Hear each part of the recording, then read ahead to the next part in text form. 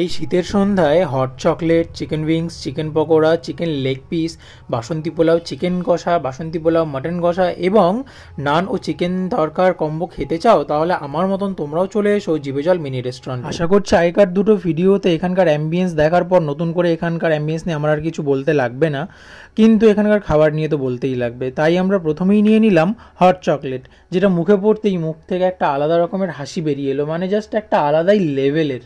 Hot chocolate শেষ করতেই আমাদের সামনে এলো খাসির চর্বির একটা চপ, চিকেন লেগ পিস আর একটা চিকেন ব্রেস্ট ফ্রাই। আমার এক ফেসবুক ফ্রেন্ড জানিয়েছিল যে তার এই চপটা খুব একটা ভালো লাগেনি, তাই ভাবলাম একটুখানি রিস্ক নিয়ে একটা রিভিউ দেওয়া যাক। চপের ভেতরে কিন্তু যথেষ্ট পরিমাণে চর্বি ছিল এবং খেতেও দারুণ ছিল। আমি আমার সেই বন্ধুকে বলবো যে তুমি আরেকবার গিয়ে এটা ট্রাই করে দেখতে পারো, আমার কিন্তু বেশ লেগেছে। চপের পর হাত বাড়ালাম এই চিকেন লেগ পিসটার দিকে। এটা কিন্তু কেএফসি স্টাইলের ফ্রাই করা ছিল, কিন্তু এর মধ্যে একটা আমাদের দেশীয় টাচ ছিল, সেটা হচ্ছে উপরে চাট মশলাটা, যেটা এর টেস্টটাকে আরও বাড়িয়ে দিচ্ছিল। তারপর নিলাম এই চিকেন ব্রেস্ট ফ্রাইটা, যেটা কিন্তু আমি প্রথমে ছিঁড়তে পারছিলাম না। এটার স্বাদ নিয়ে নতুন করে কিছু বলবো না, এটাও এই একই রকম লাগছিল, কারণ দুটোই একই স্টাইলে ফ্রাই করা ছিল। তাই স্বাদের চিন্তা না করে তোমাদের যার যেটা পছন্দ সেই হিসেবে অর্ডার করে তোমরা খেতে পারো। এরপর চলে এলো মেন কোর্স, বাসন্তী পোলাও মাটন কষা এবং বাসন্তী পোলাও চিকেন কষার কম্বোগুলো।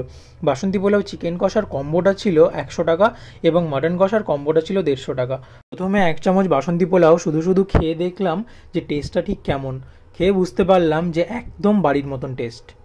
তারপর এই চিকেন কষা দিয়ে বাসন্তী পোলাওটা একটুখানি ট্রাই করলাম, অল্প একটুখানি গ্রেভি দিয়ে মেখে নিয়ে মুখে দিতে না দিতেই মনে হলো মুখের মধ্যে যেন একটা অন্য রকম স্বাদের বিস্ফোরণ ঘটলো।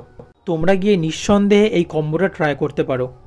এরপর চলে আসি এই বাসন্তী পোলাওয়ের সাথে মাটন কষার কম্বো, যেটা বললাম মাটন কষার কম্বোটা ছিল 150 টাকা দাম। তার মধ্যে 3 পিস বা 4 পিস ছিল, আমার ঠিক মনে পড়ছে না, তোমরা ওখানে গিয়ে দেখতে পারো। জাস্ট অন্য লেভেলের ছিল খেতে, সিরিয়াসলি বলছি।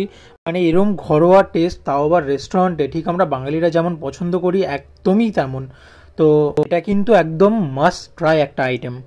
মাটনের পর্ব শেষ করে চলে এলাম নান এবং এই চিকেন তরকার দিকে।